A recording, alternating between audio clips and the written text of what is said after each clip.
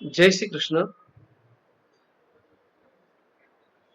વર્ષ 2024-25 એટલે કે આ વર્ષથી ધોરણ 6 થી 8 માં સર્વાંગી શિક્ષણ શ્રીમદ ભગવદ્ ગીતાના સિદ્ધાંતો અને મૂલ્યો ભાગ 1 એ પુસ્તકનો અભ્યાસ આપણે કરવાનો છે.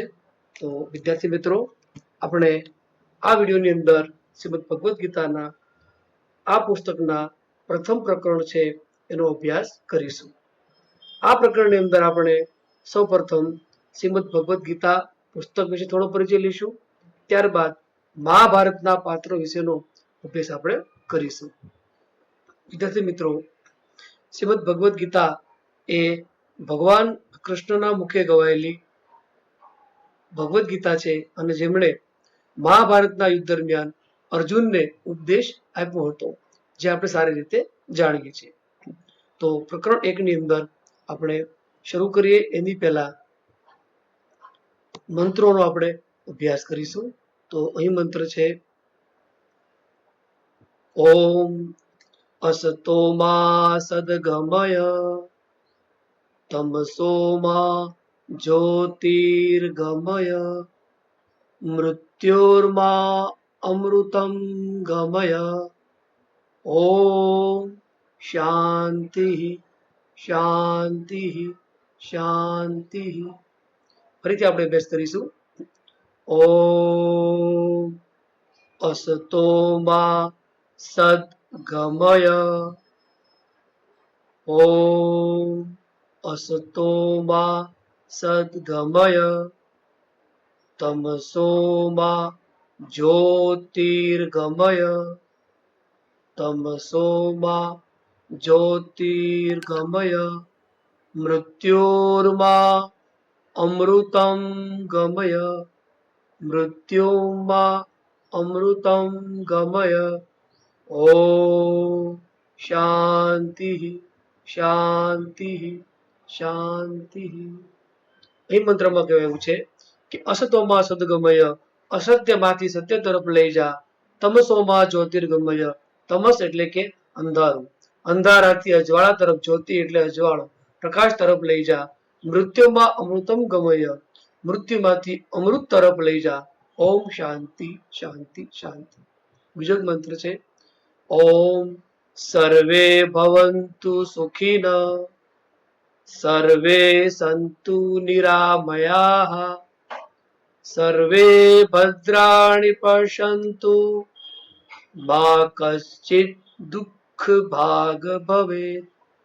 ફરીથી: ઓમ સર્વે ભવન્તુ સુખિનઃ ઓમ સર્વે ભવન્તુ સુખિનઃ સર્વે સંતુ નિરામયાઃ સર્વે સંતુ નિરામયાઃ સર્વે ભદ્રાણિ પશ્યન્તુ સર્વે ભદ્રાણિ પશ્યન્તુ મા કશ્ચિત દુઃખ ભાગ ભવેત મા કશ્ચિત દુઃખ ભાગ ભવેત. અર્થાત સર્વે ભવન્તુ સુખિનઃ, બધા સુખી થાવ. સર્વે સંતુ નિરામયા, બધા નિરોગી બનો. સર્વે ભદ્રાણિ પશ્યન્તુ, બધાનું કલ્યાણ થાય. મા કશ્ચિત દુઃખ ભાગ ભવેત, કોઈ પણ દુઃખી ન થાય. આવા મંત્રનો હેતુ છે. આ બંને મંત્રનો આપણે રોજ નિયમિત અભ્યાસ કરવો જોઈએ, ગાન કરવું જોઈએ અને ત્યારબાદ આપણે ભણવાનું શરૂ કરવું જોઈએ. તો પ્રથમ પ્રકરણની શરૂઆત કરીએ: ધર્મ ક્ષેત્રે કુરુક્ષેત્ર. વિદ્યાર્થી મિત્રો, શ્રીમદ ભગવદ્ ગીતામાં 18 અધ્યાય અને 700 શ્લોક છે. પ્રથમ અધ્યાયનો પ્રથમ શ્લોક, પ્રથમ અધ્યાય એટલે અર્જુન વિષાદનો, જેમના પહેલા શ્લોકનું નામ છે ધર્મ ક્ષેત્રે કુરુક્ષેત્રે, એટલે પ્રથમ શ્લોકના અહીં 2 શબ્દો લેવામાં આવ્યા છે. શ્રીમદ ભગવદ્ ગીતામાં કહેવાયું છે, અહીં આપણે સમજૂતી આપી છે. આ એકમ શ્રીમદ ભગવદ્ ગીતાનો પ્રાથમિક પરિચય કરાવે છે. શ્રીમદ ભગવદ્ ગીતા મહાભારતનો જ એક ભાગ છે. મહાભારતના સર્જક વેદ વ્યાસ વિશે પણ અહીં માહિતી આપવામાં આવી છે. કૌરવો અને પાંડવો વચ્ચે યુદ્ધની પરિસ્થિતિનું કયા કારણે નિર્માણ થયું તે અંગે જણાવવામાં આવ્યું છે. કુરુક્ષેત્રના મેદાનમાં સ્વજનોને જોઈને અર્જુન યુદ્ધ અંગે મહાગ્રસ્ત થયો, તેથી કૃષ્ણ તેને તેનો સ્વધર્મ સમજાયો. તે વાત પણ આ એકમમાં ભણી લેવામાં આવી છે. શ્રીમદ ભગવદ્ ગીતાના પ્રથમ શ્લોકના પ્રારંભિક શબ્દો ધર્મ ક્ષેત્રે કુરુક્ષેત્ર. તો આપણે આ શબ્દો જોઈએ. ધર્મ ક્ષેત્રે કુરુક્ષેત્રે સમવેતાયુયુત્સવઃ મામકા પાંડવા ચેવ કિમ કુર્વત સંજય. આ શ્લોકને આપણે એક એક શબ્દ શીખીએ. એક એક શબ્દ છે એનું ઉચ્ચારણ આપણે શીખીએ. ધર્મ ક્ષેત્રે, ધર્મ ક્ષેત્રે, કુરુક્ષેત્રે, કુરુક્ષેત્રે, સમવેતા, સમવેતા, યુયુત્સવઃ, યુયુત્સવઃ, મામકા, મામકા, પાંડવા ચેવ. અહીં બે શબ્દ ભેગા છે. પાંડવા ચેવ, પાંડવા ચેવ. કિમ કુર્વત, કિમ કુર્વત સંજય, સંજય. તો આ પ્રમાણે ગાન કરીએ. ધર્મ ક્ષેત્રે કુરુક્ષેત્રે સમવેતાયુયુત્સવઃ મામકાઃ પાંડવા ચેવ કિમ કુર્વત સંજય. અર્થાત, હે સંજય, ધર્મભૂમિ કુરુક્ષેત્રમાં એકઠા થયેલા યુદ્ધ કરવાની ઈચ્છાવાળા મારા અને પાંડુ પુત્રોએ શું કર્યું? અહીં સંજય ને કોણ પૂછે છે? તો સંજયને ધૃતરાષ્ટ્ર પૂછે છે. આગળ વિશેષ આપણે અભ્યાસ કરીએ તો અહીં કહેવાયું છે, મહર્ષિ વેદવ્યાસ આજથી 5000 વર્ષ પહેલા થઈ ગયા. એ ચિત્ર દેખાય છે આપણને, મહર્ષિ વેદવ્યાસનું છે. એમનું મૂળ નામ કૃષ્ણદેવપાયન હતું. શું મૂળ નામ હતું? કૃષ્ણદેવપાયન. તેમણે વેદનો વિસ્તાર કર્યો, તેથી તેમનું નામ વેદવ્યાસ પડ્યું. વેદનો વિસ્તાર કર્યો એટલે તેનું નામ વેદવ્યાસ પડ્યું છે. મહર્ષિ વેદવ્યાસની આ સ્તુતિ વધુ પ્રચલિત છે. અહીં પણ એક સ્તુતિ આપી છે, એ સ્તુતિ પણ આપણે શીખીએ. વેદવ્યાસની સ્તુતિ છે.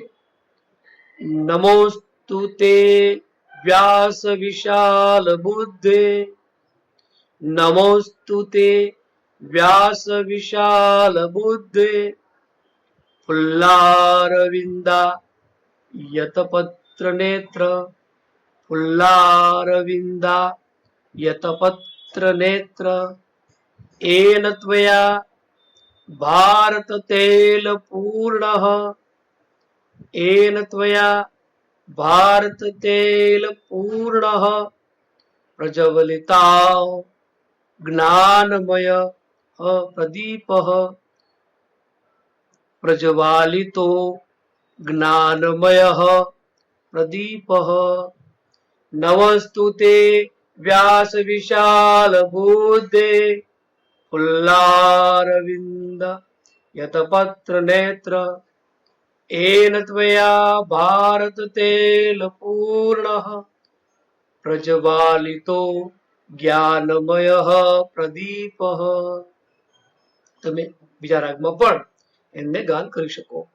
નમસ્તુ તે વ્યાસ વિશાલ બુદ્ધે, ફુલ્લારવિંદા યદપત્ર નેત્ર, એન ત્વયા ભારત તેલ પૂર્ણઃ, પ્રજ્વાલિતો જ્ઞાનમયઃ પ્રદીપઃ.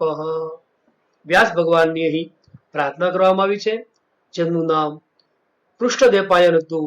એમણે વેદનો વિસ્તાર કર્યો એટલે વેદ વ્યાસ એવું નામ એમને આપવામાં આવ્યું છે. ધર્મક્ષેત્ર કુરુક્ષેત્ર પ્રથમ પાઠ. વેદ વ્યાસે કરેલું સર્જન વિશાળ છે અને વળી સમાજને નીતિના માર્ગ તરફ દોરનારું પણ છે. મહર્ષિ વેદવ્યાસે બ્રહ્મસૂત્ર, 18 પુરાણ અને મહાભારતની રચના.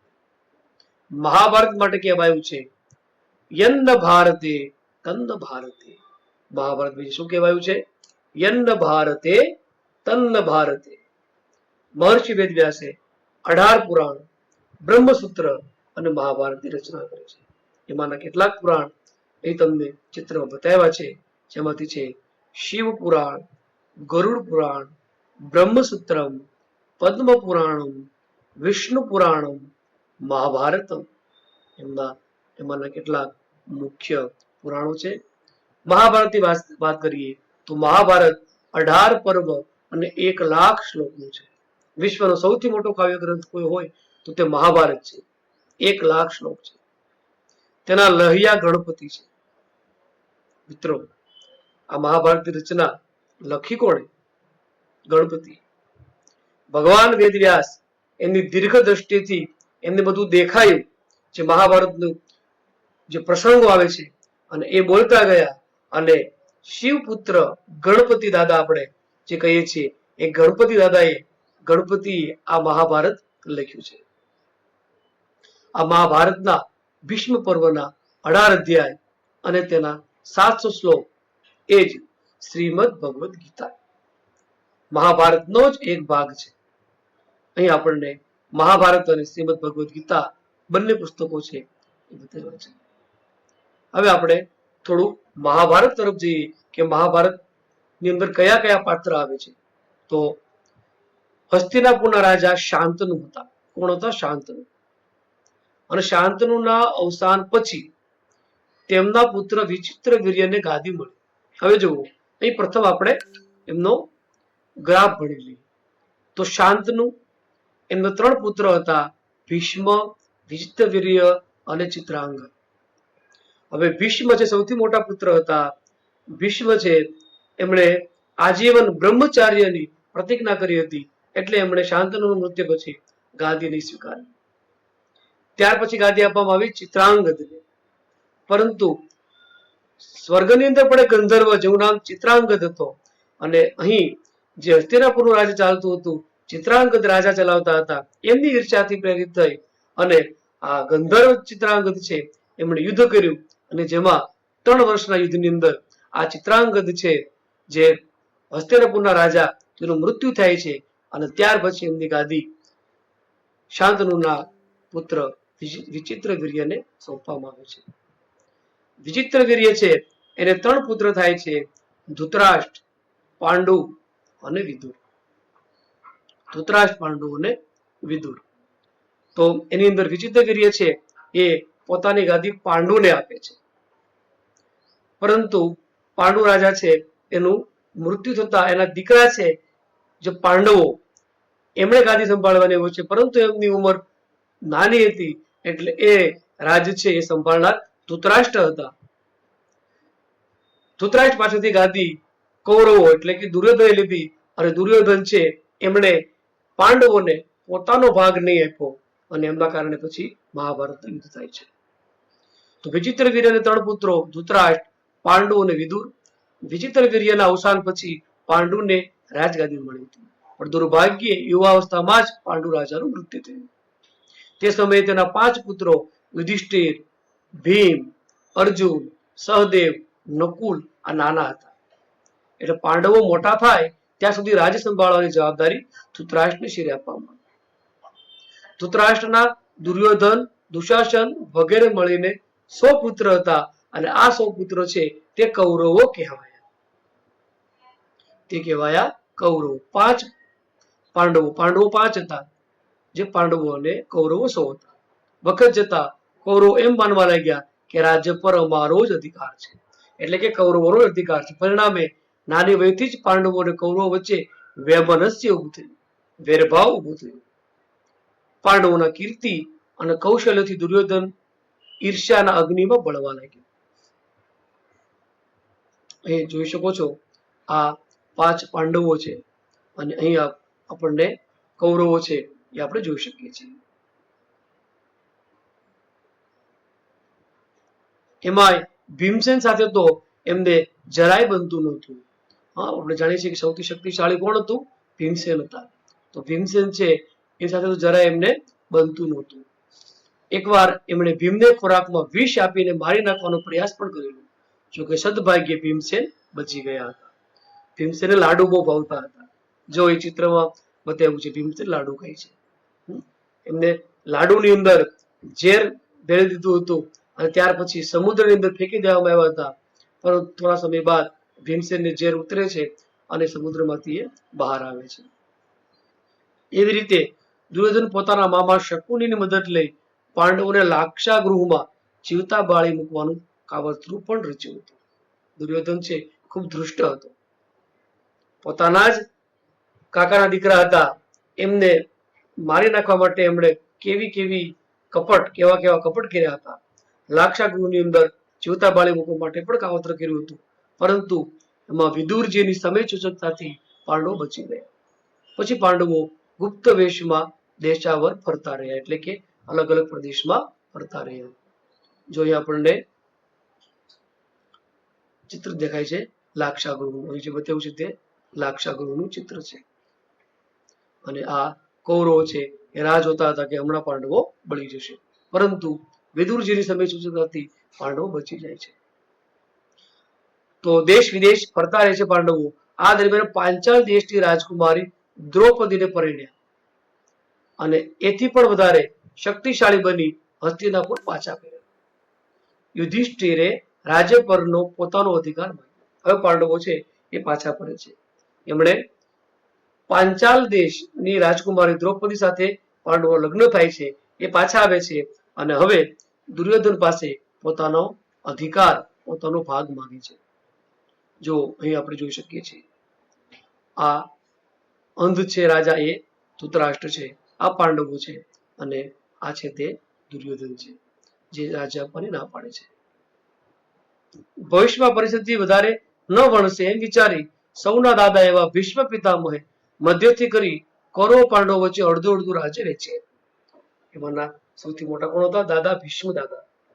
ભવિષ્યમાં આ પાંડવો અને કૌરવો છે એમની વચ્ચે વેરભાવ ન થાય એટલા માટે એમણે રાજ્યના બે ભાગ પાડી દીધા, અડધો અડધો ભાગ એમણે વેચે. જો અહીં ચિત્રની અંદર આપણે જોઈ શકીએ છીએ ભીષ્મ દાદા છે, આ બાજુ પાંડવો છે, આ બાજુ કૌરવો છે.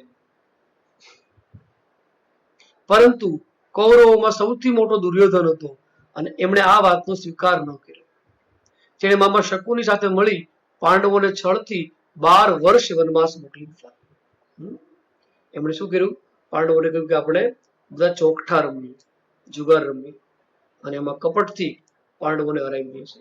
અને જે હારે એમણે વનવાસ કરવો એવું શરત નક્કી હોય છે. પાંડવો હારે છે, 12 વર્ષ વનવાસમાં રહે છે. આ છે મામા શકુની. અને અહીં તમે જે ચોગઠા એ તમે જોઈ શકો છો, ચોપાટ જોઈ શકો છો.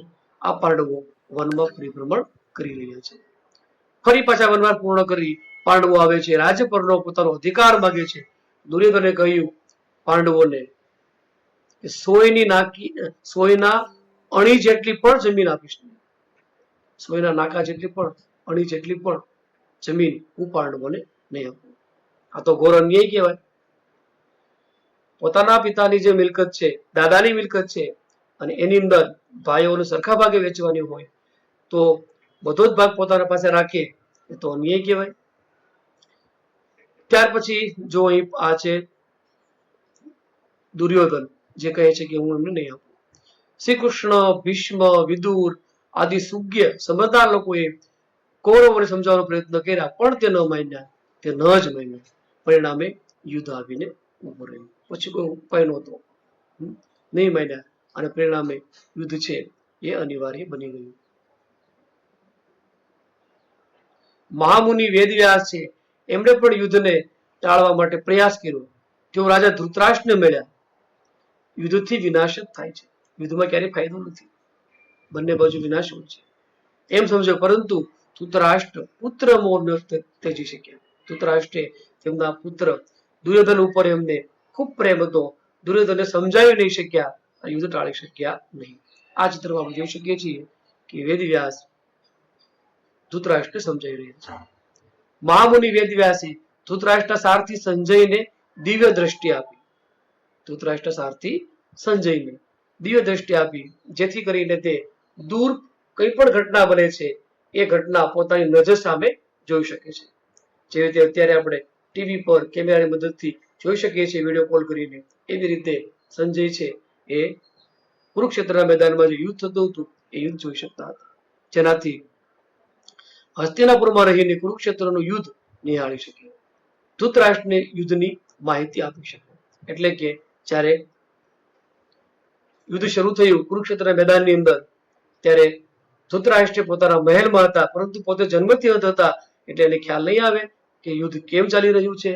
તો આ બધું વર્ણન એમના સારથી સંજય કરી શકતા હતા, કારણ કે વેદ વ્યાસે એમને દિવ્ય દ્રષ્ટિ આપી હતી. અહીં આપણે જોઈ શકીએ છીએ સંજયને દિવ્ય દ્રષ્ટિ આપી રહ્યા છે તે. યુદ્ધ સમયે ધૃતરાષ્ટ્ર સંજયને પૂછ્યું, અને હવે આપેલો શ્લોક આવે છે, ધર્મ ક્ષેત્રે કુરુક્ષેત્રે સમવેતાયુત્સવઃ મામકા પાંડવા ચેવ કિમ કુર્વત સંજયઃ. હે સંજય, ધર્મભૂમિ કુરુક્ષેત્રમાં એકઠા થયેલા યુદ્ધ કરવાની ઈચ્છા વાળા મારા તેમજ પાંડવોના પુત્રોએ શું કર્યું? જો અહીં ધૃતરાષ્ટ્ર છે એ બોલી રહ્યા છે, સંજયને જણાવી રહ્યા છે, અને સંજયને દિવ્ય દ્રષ્ટિથી અહીં જો જે ભગવાન કૃષ્ણ રથ ચલાવી રહ્યા છે, સારથી બની રહ્યા છે, ધર્મ ધ્વજાવાળો રથ એ દેખાઈ રહ્યો છે. અહીં એક આપ્યો છે, એનો અર્થ એમ થયો કે પહેલો અધ્યાય નો પહેલો શ્લોક, પહેલા અધ્યાયનો પહેલો શ્લોક. સંજય દિવ્ય દ્રષ્ટિ જોઈને કહ્યું, મહારાજ, કુરુક્ષેત્રમાં કૌરવો અને પાંડવોની સેનાઓ સામ સામે આવીને ઊભી. અર્જુનના મિત્ર અને માર્ગદર્શક એવા વાસુદેવ એટલે ભગવાન કૃષ્ણ, વાસુદેવ તેના રથના સારથી બન્યા. અર્જુનનો રથ બંને સેના વચ્ચે આવીને ઉભો રહ્યો છે. રથ હકારનારને સારથી કહેવાય છે. વસુદેવ એટલે કૃષ્ણ ભગવાનના પિતા, અને એના પુત્ર એટલે વાસુદેવ. તો કૃષ્ણ ભગવાન આપણે વાસુદેવ એવા નામથી પણ ઓળખીએ છીએ. જોઈ શકો છો સંજયને આવું દેખાયું કે બંને બાજુ સેના રહેલી છે, પેલો વિભાગ, બીજો વિભાગ, અને વચ્ચેના ભાગની અંદર ભગવાન શ્રી કૃષ્ણ અર્જુનનો રથ ચલાવી રહ્યા છે. હે અર્જુન, અહીં એકત્રિત થયેલા આ બધા કુરુઓને જો, બધા કુરુઓ એટલે કે કૌરવો, આ બધા કુરુઓને જો, કૃષ્ણ ભગવાને હવે અર્જુનને રથ બતાવીને કહ્યું કે સામે પક્ષે જે ઉભા છે એ બધા કૌરવો છે, અને બધા તમારા હવે દુશ્મનો છે. તો એ બધાને તું જો, એનો પરિચય લે, તારે બધાની સાથે લડવાનું છે, તારે એની સાથે યુદ્ધ કરવાનું છે. અર્જુન કહે છે, રાજ્યના લોભ માટે મારાથી આ સ્વજનોથી હત્યા કેવી રીતે થાય? કારણ કે સામા પક્ષે અર્જુનને જે સાથે યુદ્ધ કરવાનું હતું તે કોણ હતા? તે એમના કાકાના દીકરા હતા, એમના ગુરુ હતા, જેમણે એમને વિદ્યા શીખવાડી હતી, એમના મામા હતા. આ બધા સગા સંબંધીઓ હતા, અને આ સગા સંબંધીઓને મારે કેવી રીતે મારવા? અર્જુન વિષાદ્યો, પ્રથમ અધ્યાય છે. અર્જુનને વિષાદ થાય છે, દુઃખ થાય છે કે મારે શું કરવું હવે? તો એ સમયે ભગવાન શ્રી કૃષ્ણ એમને ગીતાજી સંભળાવી છે. સામે પોતાના દાદા ભીષ્મ, ગુરુ દ્રોણ, પિતરાય ભાઈઓ અને તેમના પુત્રોએ જોઈ અર્જુનની આંખો ભરાઈ આવી. તે મનથી ભાંગી પડ્યો. એણે પોતાનું ગાંડી મૂકી દીધું, ધનુષ્ય મૂકી દીધું, મારે યુદ્ધ નથી કરવું. તો એવા સમયે ભગવાન શ્રી કૃષ્ણ એને કર્તવ્ય સમજાવે છે. અહીં જોઈ શકો છો અર્જુન છે એ નીચે નમી ગયો છે, ઉદાસ દેખાય છે, ધનુષ બાણ એમણે મૂકી દીધા છે. ભગવાન શ્રી કૃષ્ણ સમજાઈ રહ્યા છે. અર્જુનના હાથમાંથી ગાંડી ધનુષ સરી પડ્યું, શરીરે પરસેવો વળવા લાગ્યો, મોં સુકાવા લાગ્યું, શસ્ત્રો હેઠા મૂકી દીધા અને કહ્યું, કેશવ, મારે સ્વજનોને હણીને રાજ્ય જોઈતું નથી, હું નહીં લઉં. મારે સ્વજનોને હણીને એમને મારી નાખીને રાજ્ય જોતું નથી. અહીં કેશવ કૃષ્ણ ભગવાનનું બીજું નામ છે. અર્જુન શું બોલે છે? ન કાંક્ષે વિજયમ કૃષ્ણ ન ચ રાજ્ય સુખાની ચ કિન્નો રાજ્યેન ગોવિંદ કિમ ભોર્ગે જીવેતેન વા. ન કાંક્ષે વિજયમ કૃષ્ણ, ન કાંક્ષે વિજયમ કૃષ્ણ. હે કૃષ્ણ, મારે વિજય નથી જોઈતો.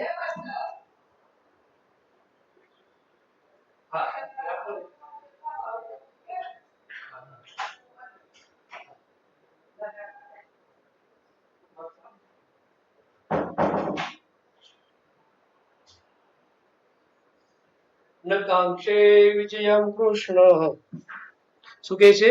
ન કાંક્ષે વિજયમ કૃષ્ણ ન ચ રાજ્ય સુખાની ચ કિન્નો રાજ્યેન ગોવિંદ કિમ ભોગે જીવિતેન વા. જો અહીં બતાવ્યું છે 1:32 એટલે કે પ્રથમ અધ્યાયનો 32મો શ્લોક. શું કહે છે? હે કૃષ્ણ, ન તો વિજય ઈચ્છું કે ન તો રાજ્ય કે સુખ પણ નહીં, ન કાંક્ષે વિજયમ કૃષ્ણ ન ચ રાજ્યમ સુખાની ચ.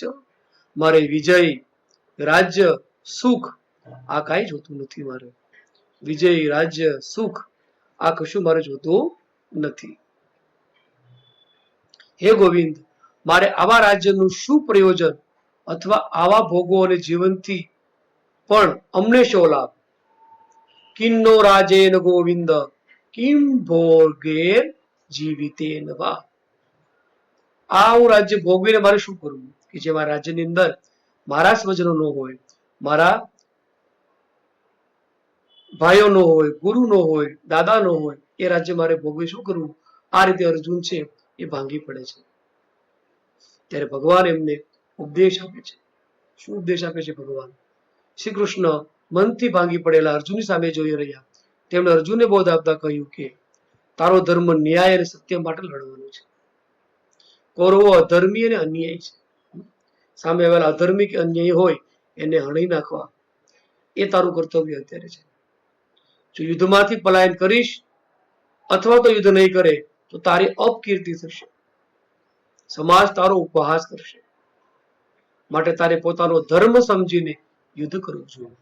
અહીં તારી લાગણીમાં નથી આવવાનું, કારણ કે તારી સામે જે પક્ષે કૌરવો છે એ કૌરવો અન્યાયી છે, અધર્મી છે. તમારો ભાગ એમને નથી આપ્યો. આ ધર્મનું યુદ્ધ છે, માટે તારે લડવું જોઈએ. જો તું નહીં લડીશ, પલાયન કરીશ તો તારો ઉપવાસ કરશે. શ્રી કૃષ્ણ અર્જુનના બધા જ પ્રશ્નોનું સમાધાન કર્યું. અર્જુનના સઘળા સંશયો શમી ગયા અને એ રીતે ભગવાને 700 શ્લોકની અંદર શ્રીમદ ભગવદ્ ગીતાના 18 અધ્યાયનો બોધ અર્જુને આપ્યો છે. અર્જુને જેટલા પ્રશ્નો હતા એ બધા જ પ્રશ્નોનું સમાધાન ભગવાને ભગવદ્ ગીતામાં કર્યું છે. શ્રી કૃષ્ણ દ્વારા અર્જુનને જે બોધ આપવામાં આવ્યું તે બોધ કુલ 18 અધ્યાયના 700 શ્લોકોમાં સમાયેલો છે, જે શ્રીમદ ભગવદ્ ગીતા તરીકે ઓળખાય છે. શ્રીમદ ભગવદ્ ગીતા માટે કહેવાયું છે. એ પણ સરસ મજાનો શ્લોક છે, એનું પણ ગાન તમે રોજે કરજો. સર્વોપનિષદો, સર્વોપનિષદો, સર્વ ઉપનિષદો બે શબ્દ છે. સર્વોપનિષદો ગાવો દોગ્ધા ગોપાલ નંદતઃ, ગોપાલ નંદન, ગોપાલ નંદન પાર્થો વત્સ સુધીર ભોક્તા, પાર્થો વત્સ સુધીર ભોક્તા દુગ્ધમ ગીતામૃતમ મહત, દુગ્ધમ ગીતામૃતમ મહત. સર્વોપનિષદો ગાવો દોગ્ધા ગોપાલ નંદન પાર્થો વત્સ સુધીર ભોક્તા દુગ્ધમ ગીતામૃતમ મહ્યત. મહ્યત ચલો અક્ષર મહ્યત, હ ને ય ભેગા છે એટલે મહ્યત. સર્વોપનિષદો ગાવો દોગ્ધા ગોપાલ નંદન પાર્થો વત્સ સુધીર ભોક્તા દુગ્ધમ ગીતામૃતમ મહ્યત. સર્વ ઉપનિષદો ગાયો છે. સર્વ ઉપનિષદો ગાવો, ગાવો એટલે ગાય, બધા ઉપનિષદ ગાય છે. ગોપાલ નંદન તેને દોહનારા છે. જેમ કોઈ ગાય હોય તેનું દૂધ દોહે છે, તો એ ઉપનિષદ ગાય છે. દોનાર કોણ છે? સાક્ષાત ભગવાન શ્રી કૃષ્ણ. શ્રી કૃષ્ણ એને દોહનારા છે. અર્જુન વાછરડો છે. પાર્થો વત્સ, પાર્થ એટલે અર્જુન, અર્જુન વાછરડો છે. ગીતામૃત રૂપી શ્રેષ્ઠ દૂધ છે અને બુદ્ધિશાળી તેના ભોગતા એટલે પીનારા છે. ભગવાન શ્રી કૃષ્ણ ઉપનિષદમાંથી દોહન કરી રહ્યા છે. કોણ દોહન કરી રહ્યા છે? તો ગીતામૃત. ગીતા અમૃત, ગીતામૃત એક દૂધ જેવું છે, ઉપનિષદનું દૂધ છે. અને એ કોણ ઉપયોગ કરે છે? તો કે બુદ્ધિશાળી મનુષ્યો તેના ભોગતા એટલે કે પીનારા છે. પાર્થ વત્સ સુધીર ભોગતા દુગ્ધમ ગીતામૃતમ મહ્યત. ત્યાર પછી બીજો શ્લોક છે. ગીતા સુગીતા કર્તવ્યા કિમન્યે શાસ્ત્ર વિસ્તરે કિમન્યે શાસ્ત્ર વિસ્તરેહ યા સ્વયં પદ્મનાભસ્ય મુખ પદ્માની દ્વિની શ્રુતા મુખ પદ્માદ્વિની શ્રુતા અર્થાત જે સ્વયં પદ્મનાભ વિષ્ણુ ભગવાન શ્રી કૃષ્ણ કોનો અવતાર છે? વિષ્ણુ ભગવાનનો અવતાર છે. વિષ્ણુ ભગવાનનો એક અવતાર છે. વિષ્ણુ ભગવાન બીજું નામ પદ્મનાભ છે, કારણ કે ભગવાનના કમળ નાભીમાંથી કમળ નીકળી રહ્યું છે. એટલે જે સ્વયં પદ્મનાભ વિષ્ણુના મુખ કમળથી નીકળી છે, જે ગીતાના મૂલ્યોને જીવનમાં સ્થાન આપવું જોઈએ. અન્ય શાસ્ત્રોમાં જે જ્ઞાનનો વિસ્તાર છે તે બધું અહીં સાર રૂપે મળી રહે છે.